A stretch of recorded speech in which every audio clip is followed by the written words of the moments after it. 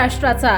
नमस्कार, मी सुद्धा संध्याकाळमध्ये आपल्या सगळ्यांचं स्वागत। सोलापूर जिल्ह्यातील अकलूज येथे सोमवार दिनांक 20 जुलै रोजी माने विद्यालयात जगद्गुरू तुकाराम महाराजांच्या पालखीचे गोल रिंगण संपन्न झाले। यामध्ये पताका, तुळशी, विणेकरी अश्व रिंगणामध्ये धावले। भाविक भक्तांच्या डोळ्याचे पारणे फेडले। ज्ञानोबा तुकारामांचा मोठा जयघोष करून भाविक भक्तांनी केला। सकाळी पुणे जिल्ह्यातील सराटीचा मुक्काम आटपून कऱ्हा नदीमध्ये संत तुकोबांची आणि संत ज्ञानेश्वरांच्या पादुकांना अंघोळ घालण्यात आले।